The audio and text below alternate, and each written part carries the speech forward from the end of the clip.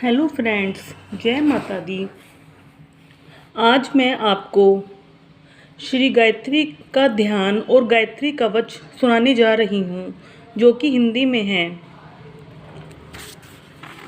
ये देखिए, श्रीमद् देवी भागवत महापुराण, गीता प्रेस गोरखपुर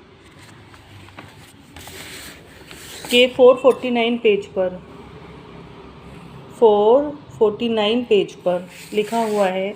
तीसरा अध्याय श्री गायत्री का ध्यान और गायत्री कवच का वर्णन, जो कि हिंदी में है। अगर कोई भक्त श्री गायत्री माता का ध्यान करता है, उनका जाप करता है और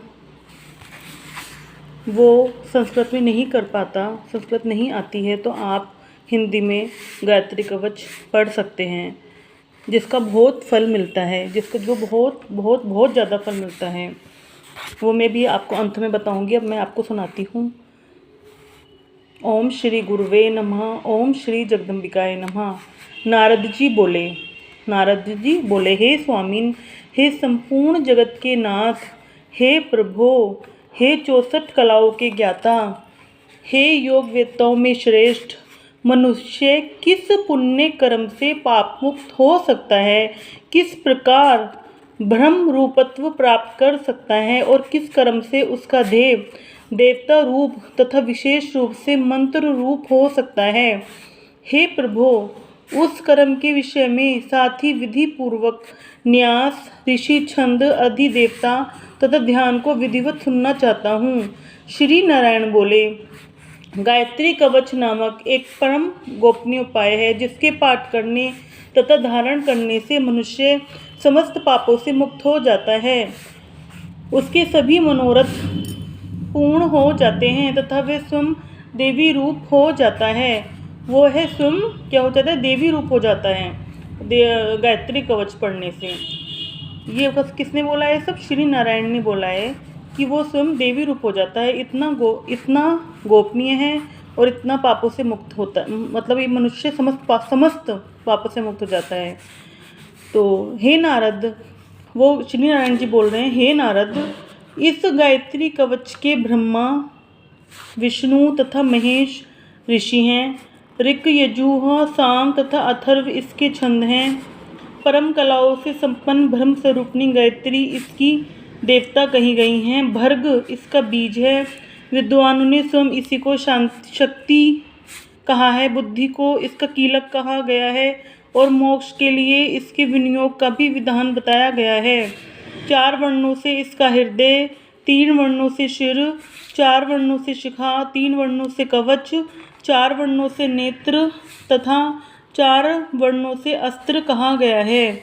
हे नारद, अब मैं साधकों को उनके अभिष्ट की प्राप्ति कराने वाले ध्यान का वर्णन करूँगा।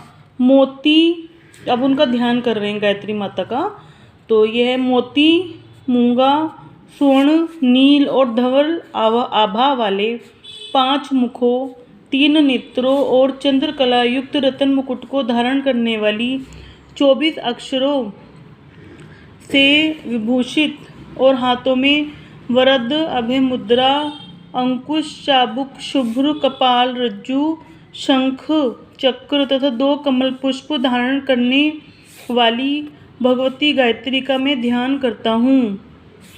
इस प्रकार ध्यान करके कवच का पाठ करें। ध्यान कर लिया अब हम कवच शुरू करते हैं। पूर्व दिशा में गायत्री मेरी रक्षा करें, दक्षिण दिशा में सावित्री रक्षा करें, पश्चिम में ब्रह्म संध्या तथा उत्तर में सरस्वती मेरी रक्षा करें। जल में व्याप्त रहने वाली भगवती पार्वती अग्निकोण में मेरी रक्षा करें। राक्षसों में भय उत्पन्न करने वाली भगवती यातुधानी नृत्य कोण में मेरी रक्षा करें। वायु में विलास लीला करने वाली भगवती पावमानी वायव्य कोण में मेरी रक्षा करें। रुद्र रूप धारण करने वाली भगवती रुद्राणी ईशान कोण में मेरी रक्षा करें। ब्रह्माणी ऊपर की ओर तथा वैष्णवी नीचे की ओर मेरी रक्षा करें।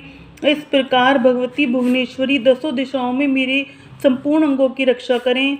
तत्पद मेरे दोनों पैरों की, सवितुः पद मेरी दोनों जंघाओं की, वर्णे पद कटी देश की, भर्ग पद नाभि की, देवस्य पद हृदय की, धीमहि पद दोनों कपोलों की, धिया पद दोनों नेत्रों की, यहा पद ललाट की, नहा पद मस्तक की, तथा प्रचोदयात पद मेरी शिखा की रक्षा करें।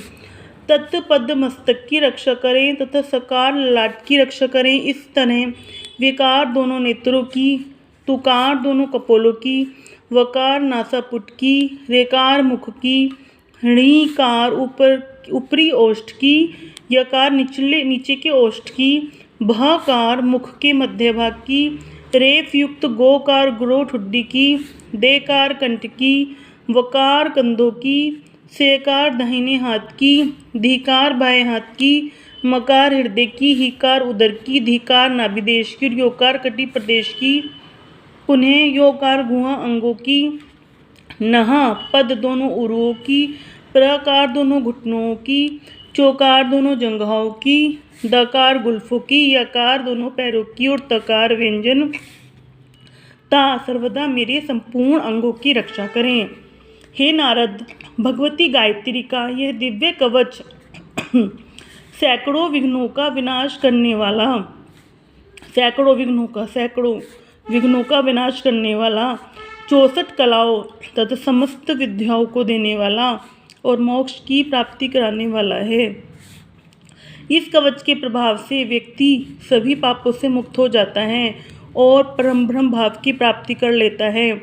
इसे पढ़ने अथवा सुनने से भी मनुष्य 1000 गोदान का फल प्राप्त कर लेता है। तो फ्रेंड्स, ये देखिए कि सब चीज़ तो है ही, लेकिन आखिर में जो लाइन है, इसे पढ़ने अथवा सुनने से मनुष्य 1000 का हम 1 गोदान करते हैं।